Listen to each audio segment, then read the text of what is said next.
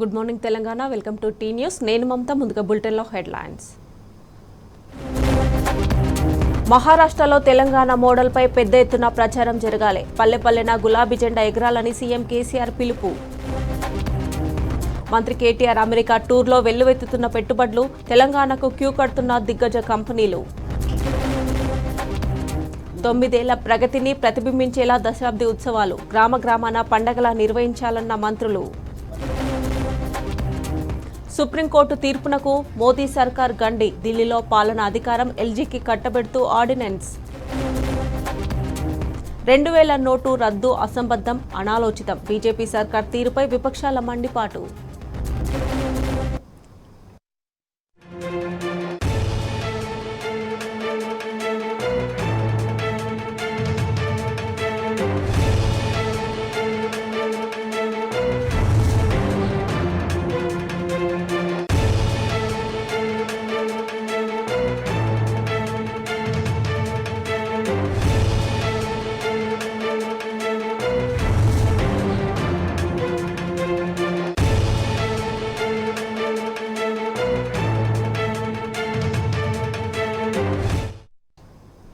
మంత్రి కేటీఆర్ అమెరికా పర్యటన విజయవంతంగా సాగుతుంది.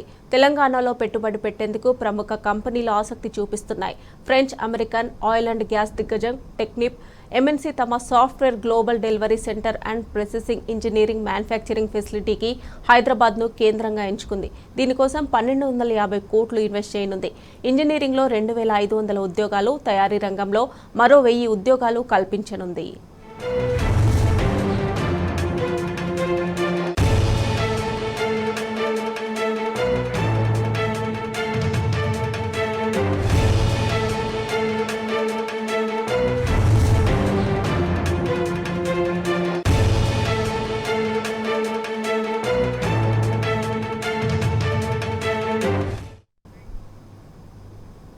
తెలంగాణకు పెట్టుబడులు వెల్లువెత్తుతున్నాయి. మంత్రి కేటీఆర్ అమెరికా పర్యటనతో రాష్ట్రానికి కంపెనీలు క్యూ కడుతున్నాయి. ప్రముఖ బయోటెక్నాలజీ కంపెనీ జెనెసిస్ 497 కోట్లు పెట్టుబడి పెట్టనుంది. అటు ద్వితీయ శ్రేణి నగరాల్లో తమ కార్యాలయాలు ఏర్పాటు చేసేందుకు పలు ఐటీ కంపెనీలు ప్రభుత్వంతో అవగాహన ఒప్పందాన్ని కుదుర్చుకున్నాయి. మంత్రి కేటీఆర్ అమెరికా పర్యటన విజయవంతంగా కొనసాగుతోంది. తెలంగాణ రాష్ట్రానికి పెట్టుబడులు క్యూ కడుతున్నాయి. ప్రపంచ దిగ్గజ బయోటెక్నాలజీ కంపెనీ జెనెసిస్ తెలంగాణలో భారీ పెట్టుబడి పెట్టనుంది. ఇప్పటికే హైదరాబాద్లోని జీనోమ్ వ్యాలీలో దాదాపు 415 కోట్లు పెట్టుబడి పెట్టిన ఆ కంపెనీ మరో 497 కోట్ల అదనపు ఇన్వెస్ట్మెంట్తో రీకాంబినెంట్ బల్క్ మ్యానుఫ్యాక్చరింగ్ కేంద్రాన్ని ఏర్పాటు చేయనుంది. అమెరికా పర్యటనలో ఉన్న మంత్రి కేటీఆర్తో జరిగిన సమావేశం అనంతరం కంపెనీ ఓ ప్రకటన విడుదల చేసింది. జెనెసిస్ కంపెనీ విస్తరణ ప్రణాళికల పట్ల మంత్రి కేటీఆర్ హర్షం వ్యక్తం చేశారు. ఈ నిర్ణయంతో ఇన్సులిన్ ధరలు అందుబాటులోకి రావడంతో పాటు కోట్లాది మంది డయాబెటిస్ రోగులకు ఎంతో ఉపయోగకరంగా ఉంటుందని చెప్పారు. ఇప్పటికే సంస్థకు 250 మందికి పైగా ఉద్యోగులు ఉన్నారని, తాజా విస్తరణ ద్వారా మరో 300 మందికి ఉద్యోగాలు వచ్చే అవకాశం ఉందని తెలిపారు.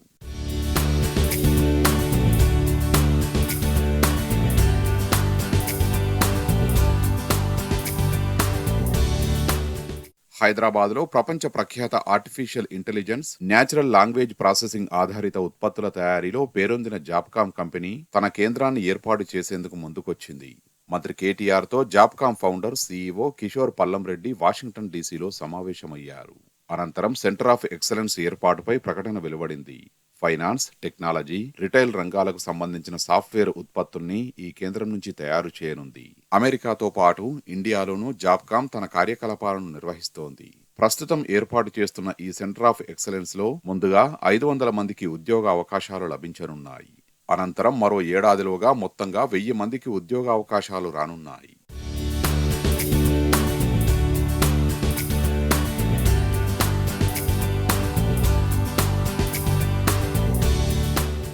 మంత్రి కేటీఆర్ పర్యటనతో రాష్ట్రంలోని ద్వితీయ శ్రేణి నగరాలకు పెట్టుబడులు వస్తున్నాయి.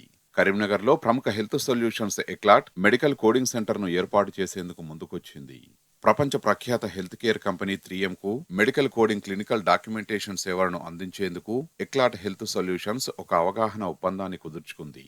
దీనికి సంబంధించిన కేంద్రాన్ని కరీంనగర్లో ప్రత్యేకంగా ఏర్పాటు చేస్తామని ప్రకటించింది. వాషింగ్టన్ డీసీలో మంత్రి కేటీఆర్తో 3M éclat health solutions company ప్రతినిధులు సమావేశమయ్యారు. కరీంనగర్లో తమ మెడికల్ కోడింగ్ సంబంధిత టెక్నాలజీ సర్వీసుల కేంద్రం ఇప్పటికే పనిచేస్తోందని Eclat health solutions group CEO founder Karthik Polasani తెలిపారు. ఎక్లాట్ మెడికల్ కోడింగ్ కేంద్రంలో భవిష్యత్తులో 200 మందికి ఉద్యోగాలు లభించనున్నాయని వెల్లడించారు.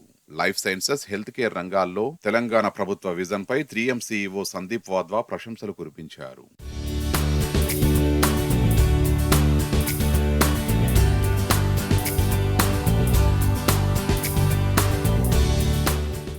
ఏరోస్పేస్, డిఫెన్స్ తెలంగాణ ప్రభుత్వానికి అత్యంత ప్రాధాన్యత రంగాలని మంత్రి కేటీఆర్ తెలిపారు.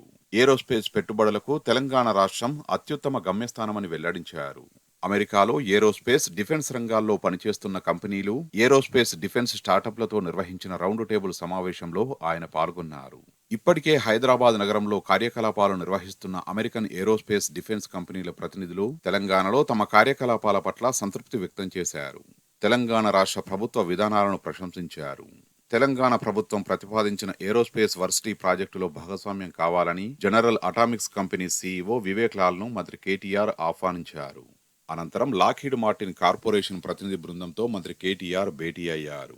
లాక్హీడ్ హైదరాబాద్లో తమ తదుపరి సప్లై చైన్ సమావేశాన్ని ప్లాన్ చేస్తుందని, అనేక తెలంగాణ ఆధారిత ఎస్ఎంఈలతో చురుగ్గా చర్చలు జరుపుతుందని మంత్రి కేటీఆర్ తెలిపారు.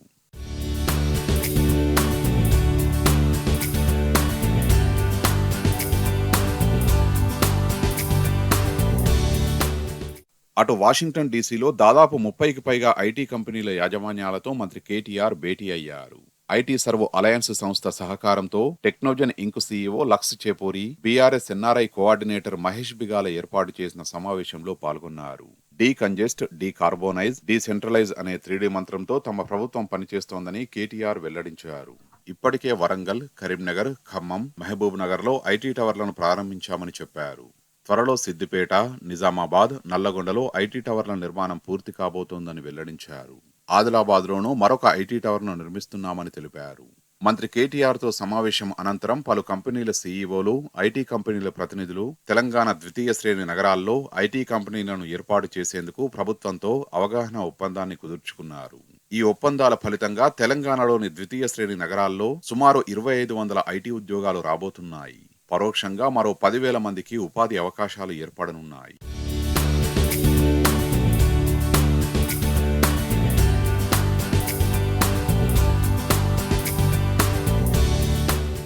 వాషింగ్టన్ డీసీకి వెళ్లే ముందు న్యూయార్క్లోని భారత కాన్సుల్ జనరల్ రణధర్ జైస్వాల్తో సమావేశమైన మంత్రి కేటీఆర్ తెలంగాణకు పెట్టుబడులు వచ్చేందుకు సహకరించాలని కోరారు.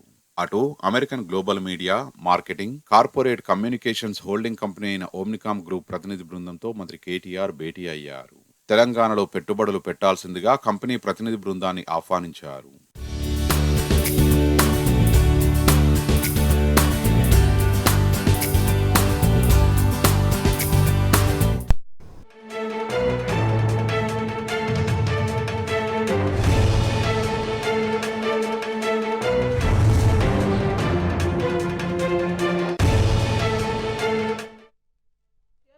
तो होंगे पर वो माइनॉरिटी में होंगे, वो निर्णय नहीं ले पाएंगे क्योंकि national capital civil service authority, ये अध्यादेश कहता है कि national capital civil service authority सिर्फ और सिर्फ मेजॉरिटी से डिसीजन लेगी। तो इसमें जो भी निर्णय होगा वो केंद्र सरकार के 2 ब्यूरोक्रेट्स के अनुसार होगा, दिल्ली की चुनी हुई सरकार के अनुसार नहीं होगा। और ना सिर्फ इतना, अगर गलती से इस नेशनल सिविल सर्विस अथॉरिटी ने कोई ऐसा निर्णय ले लिया जो केंद्र सरकार को पसंद नहीं है, तो उस निर्णय को पलटने का अधिकार लेफ्टिनेंट गवर्नर के पास होगा। इसका मतलब यह हुआ कि पहले तो कोई निर्णय हो नहीं पाएगा चुनी हुई सरकार के द्वारा, लेकिन अगर गलती से भी ऐसा निर्णय हो गया तो फाइनल पावर उस निर्णय के ऊपर एलजी साहब के पास रहेगी। यानी दिल्ली सरकार में अफसरों की पावर, चुनने की पावर, ट्रांसफर पोस्टिंग की पावर, भ्रष्ट अफसरों पे एक्शन लेने की पावर दिल्ली की चुनी हुई सरकार के पास नहीं रहेगी, केंद्र सरकार के पास रहेगी। तो कुल मिलाकर जो अध्यादेश कल रात में आया है, अगर मैं कहूं कि इन अ नटशेल ये अध्यादेश क्या कहता है, तो ये अध्यादेश कहता है कि चाहे दिल्ली की जनता केजरीवाल को चुन के भेजे, चाहे दिल्ली की जनता अरविंद केजरीवाल को विधानसभा में 90% की ज्यादा सीटों से जिता के भेजे, लेकिन दिल्ली को केजरीवाल नहीं चलाएगा, दिल्ली को केंद्र सरकार चलाएगी। ये कहता है ये अध्यादेश जो रात के अंधेरे में कल केंद्र सरकार लेकर आई। तो ये जो अध्यादेश 19 मई को यानी कल रात को आया, क्या ये अध्यादेश केंद्र सरकार ला सकती थी? क्या ये अध्यादेश संवैधानिक है? मैं आपको ये स्पष्ट तौर पे बताना चाहती हूं कि ऐसा अध्यादेश लाने की ताकत केंद्र सरकार के पास नहीं है।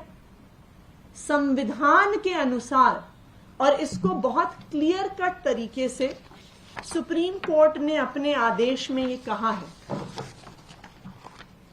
और मैं आपको ये पढ़ के दिखाती हूं। पैराग्राफ 160 जो सुप्रीम कोर्ट की कॉन्स्टिट्यूशन बेंच ने कहा है, the involvement of the union of India in the administration of NCTD is limited by constitutional provisions and any further expansion would be contrary to the constitutional scheme of governance। इसका क्या मतलब है? इसका मतलब यह है कि जब सुप्रीम कोर्ट यह आदेश लिख रहा था, उनको शक था कि केंद्र सरकार कोशिश करेगी कि वो गैर कानूनी तरीके से दिल्ली सरकार की ताकत को कम करे, और इसीलिए सुप्रीम कोर्ट ने अपने आदेश में इस रास्ते को बंद कर दिया है और कह दिया है कि any expansion of power of the union of India would be contrary to the constitutional scheme of governance. तो इससे ये बिल्कुल साफ है कि जो अध्यादेश आया है वो गैर संवैधानिक है, गैर लोकतांत्रिक है। लेकिन ये अध्यादेश एक चीज तो दिखा देता है कि मोदी जी को अरविंद केजरीवाल से डर बहुत लगता है।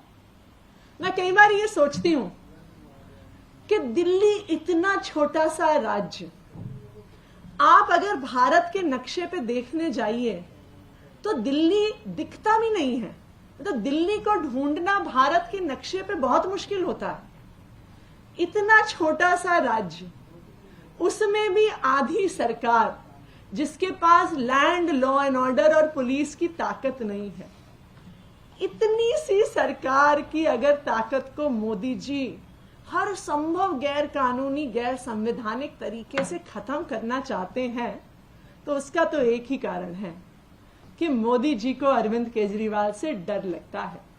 मोदी जी को पता है कि अगर अरविंद केजरीवाल को पूरी ताकत मिल जाए, चाहे 6 महीने के लिए मिल जाए, तो अरविंद केजरीवाल की सरकार जो चमत्कार करके दिखाएगी, वो पूरे देश को दिखा देगा कि एक सरकार की ताकत क्या होती है, लोकतंत्र की ताकत क्या होती है, ईमानदार राजनीति की ताकत क्या होती है। ఆర్బీఐ కీలక నిర్ణయం తీసుకుంది. 2000 రూపాయల నోటును ఉపసంహరించుకుంటున్నట్లు ప్రకటించింది. సెప్టెంబర్ 30 లోపు 2000 నోట్లను బ్యాంకులో డిపాజిట్ చేసుకోవాలని ఆర్బీఐ సూచించింది. మే 23 నుంచి ఆర్బీఐ రీజనల్ ఆఫీసుల్లో 2000 నోట్లను మార్చుకోవచ్చు. దేశంలోని 19 ఆర్బీఐ ప్రాంతీయ కార్యాలయాల్లో 2000 నోట్లు మార్చుకునే అవకాశం కల్పించారు. మరోవైపు 2000 రూపాయల నోట్ల రద్దు తుగ్లక్ నిర్ణయమని కాంగ్రెస్ మండిపడింది. పెద్ద నోట్ల రద్దు తర్వాత ఆర్బీఐ మరో పెద్ద నిర్ణయాన్ని ప్రకటించింది. దేశంలో చెలామణిలో ఉన్న పెద్ద నోటు 2000 రూపాయలపై ఆర్బీఐ కీలక నిర్ణయం తీసుకుంది. ఈ నోట్ను ఉపసంహరించుకుంటున్నట్లు ప్రకటించింది.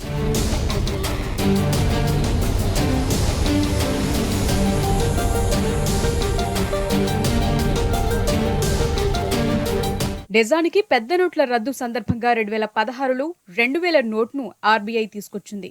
అప్పటికే ఉన్న 500, 1000 నోట్ల రూపాయలను రద్దు చేసి 2000 నోట్ను తీసుకొచ్చారు. నవంబర్ 10, 2016 నుంచి ఇది చెలామణిలో ఉంది. అటు 2000 నోట్ రద్దవుతుందని చాలా కాలంగానే ఊహాగానాలు సాగుతున్నాయి. దీనికి కారణం 2018లోనే 2000 నోట్ ప్రింటింగ్ ను ఆపేశారు. దీంతో కొంతకాలంగా ఈ నోట్లు పెద్దగా అందుబాటులోనూ లేవు. చివరకు ఊహాగానాలను నిజం చేస్తూ ఆర్బీఐ పెద్ద నోటుపై వేటు వేసింది. 2016లో పెద్ద నోట్లు రద్దు చేసినటువంటి కేంద్ర ప్రభుత్వం మరోసారి మార్కెట్లోంచి అలాంటి నిర్ణయాన్ని వెలువరించింది. 2000 నోట్ల రూపాయిని దాదాపు ఉపసంహరించుకుంది. సెప్టెంబర్ 30 తర్వాత 2000 రూపాయల నోటు మార్కెట్లో కనపడకపోవచ్చు. అయితే ఇక్కడ గమనించాల్సినటువంటి విషయం ఏంటంటే దీన్ని మార్చుకోవడానికి దాదాపు 4 నెలల టైం ఇచ్చింది. సో హడావుడిగా తీసుకున్నటువంటి నిర్ణయంగా ఏం కనపడడం లేదు. దీనికి సంబంధించినటువంటి పిల్లర్లు మార్కెట్లో ఎప్పటి నుంచో వదులుతూనే ఉన్నారు. దీనికి సంబంధించినటువంటి ప్రశ్నలు చాలాసార్లు ఆర్బీఐ గవర్నర్ కూడా ఇంటర్వ్యూస్లో వీటిలో అడగడం జరిగింది. అయితే అప్పుడెప్పుడు కూడా దానికి సంబంధించినటువంటి నిర్ణయాలు ఏం తీసుకోవడం లేదు. ఇలా చెప్పుకుంటూ వచ్చినటువంటి ప్రభుత్వం దాదాపు 5 సంవత్సరాల తర్వాత ఈరోజు 2000 రూపాయల నోటు మార్కెట్ నుంచి ఉపసంహరించుకుంది. క్లీన్ నోట్ పాలసీలో భాగంగా 2000 నోట్ను ఉపసంహరించుకుంటున్నట్లు ఆర్బీఐ ప్రకటించింది. ప్రస్తుతం 3,52,000 కోట్ల విలువైన 2000 నోట్లు చలామణిలో ఉన్నాయి. అయితే ప్రస్తుతం మార్కెట్లో అందుబాటులో ఉన్న 2000 నోట్లు మాత్రం 10%. ఈ నేపథ్యంలో సెప్టెంబర్ 30 లోపు ఈ నోట్లను బ్యాంకుల్లో డిపాజిట్ చేసుకోవాలని ఆర్బీఐ సూచించింది. మే 23 నుంచి ఆర్బీఐ రీజనల్ ఆఫీసుల్లో పెద్ద నోట్లను మార్చుకోవచ్చు. దేశంలోని 19 ఆర్బీఐ ప్రాంతీయ కార్యాలయాల్లో 2000 నోట్లు మార్చుకునే అవకాశం కల్పించారు. అయితే ఒక్కొక్కరు ఒక్కో విడతలు 20,000 మాత్రమే మార్చుకునే అవకాశం ఇచ్చారు. 2000 నోట్లను సర్క్యులేషన్లో ఉంచొద్దని బ్యాంకులకు ఆర్బీఐ ఆదేశించింది. ఈ ఆదేశాలు తక్షణమే అమలు చేయాలని సూచించింది.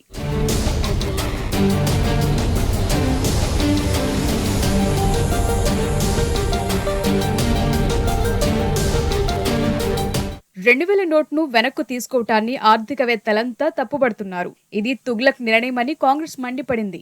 మాజీ ఆర్థిక శాఖ మంత్రి యశ్వంత్ సిన్హా మోదీ సర్కార్పై ఆగ్రహం వ్యక్తం చేశారు. ఈ సమయంలో 2000 నోట్ను ఎందుకు వెనక్కి తీసుకున్నారని ప్రశ్నించారు. మోదీ సర్కార్ మరో వైఫల్యానికి ఈ నిర్ణయమే మచ్చుతునక అని యశ్వంత్ సిన్హా అభిప్రాయపడ్డారు. అటు బ్యాంకింగ్ రంగ నిపుణులు, ఆర్థికవేత్తలు కూడా ఇదే అభిప్రాయాన్ని వ్యక్తం చేయటం చర్చనీయాంశంగా మారింది. ఆర్థికానికి మళ్లీ మోదీ పోటు పడింది. రోజుల తరబడి బ్యాంకుల చుట్టూ తిరగాల్సిన కర్మ ఏర్పడింది.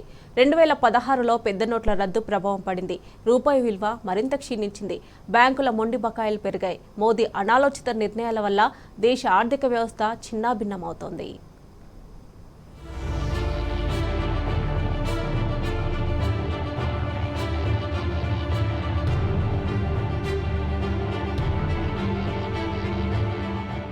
ఆరేండ్ల క్రితం పెద్ద నోట్ల రద్దుతో మోదీ సర్కార్ దేశ ప్రజల్ని తీవ్ర ఇబ్బందులకు గురిచేసింది. వ్యాపారాల్ని అస్తవ్యస్తం చేయడంతో ఆర్థిక వ్యవస్థకు కోలుకోలేని దెబ్బ తగిలింది. 2015-16 ఆర్థిక సంవత్సరంలో నమోదైన 8.2% వృద్ధి రేటును మళ్లీ ఆర్థిక వ్యవస్థ సాధించలేకపోయింది. నోట్లు రద్దయిన 3 ఏళ్లలోనే 6.1% దిగజారిపోయింది. అప్పట్లో పూర్తిగా మూతపడిన చిన్న మధ్య తరహా వ్యాపారాలేవీ మళ్లీ తెరుచుకోలేదు. పెద్ద నోట్లు ఇబ్బడి ముబ్బడిగా డిపాజిట్ కావడంతో బ్యాంకులు రుణ వితరణ పెంచి మొండి బకాయిల్ని పోగు చేసుకున్నాయి. దేశంలోని మొత్తం వాణిజ్య బ్యాంకుల స్థూల ఎన్పీఏలు 2 ఏళ్లలో 7.5% నుంచి 11.2% రికార్డు స్థాయికి పెరిగిపోయాయి. వాటన్నింటి ప్రభావంతో రూపాయి నిలువునా కుప్పకూలిపోయి ధరలు పెరగడానికి కారణమైంది. 2 ఏళ్లలో రూపాయి విలువ 12% పతనమైంది. ఇప్పుడు ఈ 2000 నోట్ల ఉపసంహరణ కూడా ప్రజల్ని, వ్యాపారుల్ని, ఆర్థిక వ్యవస్థను దెబ్బతీస్తుందని విశ్లేషకులు చెబుతున్నారు. ఈ ప్రకంపనలు విదేశీ మార్కెట్లలో కనిపిస్తున్నాయి. అంతర్జాతీయ మార్కెట్లలో డాలరు మారకంలో రూపాయి విలువ తిరిగి ఆల్ టైమ్ కనిష్ట స్థాయిని సమీపించింది.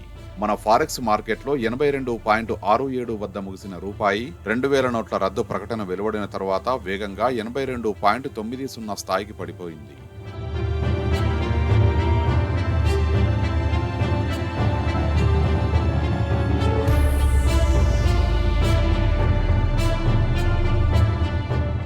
$2 లక్షల వరకు నగదును తమ వద్ద ఉంచుకోవచ్చంటూ ప్రజలకు అనుమతి ఇచ్చిన ఆర్బీఐ ఇప్పుడు కఠిన షరతు విధించింది. ఒక రోజులో కేవలం 20,000 వరకు మాత్రమే బ్యాంకుల్లో డిపాజిట్ చేయడానికి, మార్చుకోవడానికి అనుమతించింది. అంటే 2 లక్షలు మార్చడానికి 10 రోజులు తిరగాల్సిందే. ఎంతో మంది పెళ్లిళ్లు, ఫంక్షన్లు, చదువుల ఫీజులు, కొనుగోళ్లు, ఇతర ఆరోగ్య అవసరాలకు బ్యాంకుల్లో కాకుండా ఇంట్లోనే నగదు ఉంచుకుంటారు. 2000 నోట్లయితే తక్కువ పరిమాణం అయినందున అవసరాలకు వాటిని అట్టిపెట్టుకునేవారు ఎందరో ఉన్నారు. రిజర్వ్ బ్యాంకు నిర్ణయంతో వారికి 2 లక్షల అవసరం తీరాలంటూ 10 రోజుల పాటు బ్యాంకు శాఖల ముందు, క్యాష్ డిపాజిట్ల మిషన్ల ముందు క్యూల్లో మార్చుకోవాల్సిన కర్మ పట్టించింది మోదీ సర్కార్ అంటూ వాపోతున్నారు. 2016లో ఇదే తరహాలో పెద్ద నోట్ల రద్దును ప్రకటించిన సందర్భంగా తాము ఎదుర్కొన్న తీవ్ర ఇబ్బందుల్ని పలువురు గుర్తు చేసుకుంటున్నారు.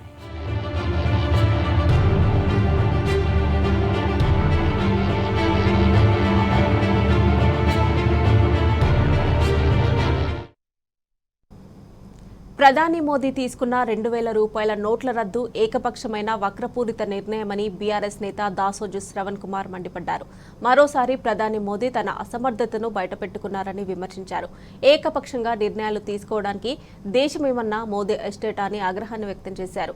ఆనాడు డీమానిటైజేషన్ పేరుతో వందల మందిని బలి తీసుకున్నారని, ఇప్పుడు 2000 నోట్ల రద్దుతో మోదీ ఎంతమందిని బలి తీసుకుంటారని ప్రశ్నించారు. ప్రధాని మోదీ ఎందుకు 2000 నోట్లను రద్దు చేశారో దేశానికి సమాధానం చెప్పాలని బీఆర్ఎస్ నేత శ్రవణ్ డిమాండ్ చేశారు. India's decision to withdraw rupees 2000 note is completely absurd, illogical, to an extent it is a crooked decision.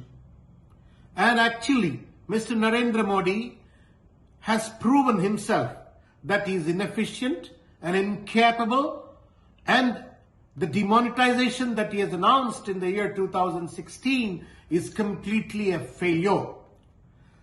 Sir, what have you promised to the people of this country in 2016, Mr. Narendra Modi? You said that the black money will be curtailed, the infiltration of the terrorists will be completely blocked. But what happened? Why is that you have introduced rupees 1000 note at that point of time in 2016? Why in that place you have introduced rupees 2000 note? After 6.5 years of its existence, you have now decided unilaterally, dictatorially, without consulting anybody, without discussing with anybody, you have now chosen to withdraw rupees 2000 note. What's happening? What's cooking up? It looks like a big scam. Do you think that India is a private estate? This country is a private estate of Mr. Narendra Modi? Such a vital decision when you have taken in 2016, you never consulted. People have criticized. Crores of people have to stand on the queues. Hundreds of people have died. Yet you justified that it is in the interest of the nation. But what interest of the nation lies in the withdrawal of the rupees 2000, Mr. Narendra Modi now? And now how many people have to die with that rupees 2000 note? Rupee 2000 note, why have you withdrawn? India needs an answer.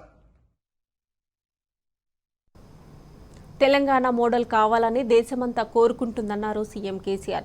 దేశంలో పుష్కలంగా నీటి వనరులు ఉన్నప్పటికీ వాడుకోకుండా వృధా చేస్తున్నారన్నారు. రైతులు నిత్యం పోరాటం చేస్తూ బతకాల్సిందేనని ప్రశ్నించారు. 9 ఏళ్లలోనే తెలంగాణలో మార్పు సాధ్యమైనప్పుడు మిగిలిన రాష్ట్రాల్లో ఎందుకు దుస్థితి నెలకొందన్నారు. औरंगाबाद में 8 दिन में एक बार पानी मिलता है. वहीं अकोला वाले हमारे प्रकाश पोरे साहब थे, वो कह रहे थे अकोला में 7 दिन में एक बार आता है. सोलापुर में कह रहे थे कि 10 दिन में एक बार आता है. ये स्थिति क्यों है और ये स्थिति कब बदलेगा, कैसा बदलेगा, बदलने वाला कौन है? अब के जो नेता है, अब को जो पार्टी है, वो नहीं बदलेंगे, इसमें कोई शक नहीं. और एक भी पार्टी बदलने का इच्छा शक्ति रखता तो कब का बदला हुआ होता. ऐसा नहीं हो रहा है. इसीलिए ये एक राज्य की कहानी नहीं है, पूरी देश की कहानी है. कहने के लिए शर्म आता है, 75 साल के आजादी के बाद भी हमारे देश की राजधानी दिल्ली में भी लोगों को पर्याप्त पानी नहीं मिलता है, पर्याप्त बिजली भी नहीं मिलती है. ये कितनी बड़ी शर्म की बात है. इसके बाद भी हमारे नेता नहीं जाग रहे. हमारे किसान तो आत्महत्या कर रहे, बहुत दुखी, बहुत गड़बड़ीला बात है जो हम सह नहीं सकते. हमारे दलित वर्ग के लोग गरीब के गरीब पड़े हुए हैं, सदियों से गरीबी के शिकार है. हमारे आदिवासी वो अपने रोना रो रहे. हमारे पिछड़े वर्ग के भाई वो भी परेशान है. तो किसका उद्धार हुआ इस देश में? इस आजादी का फल किसको मिला, किसका फायदा हुआ? जो स्वाभाविक रूप से जो कुछ डेवलपमेंट दिखता है वो हो ही जाएगा, करने पर भी नहीं करने पर भी हो जाएगा. जब हम इंसान के रूप में पैदा होते हैं, हमको बड़ा होना ही है. साल ब साल हम बड़ा होते स्वाभाविक रूप से बड़ा हो जाएंगे. वो डेवलपमेंट नहीं कहलाता जो स्वाभाविक ढंग से होता है.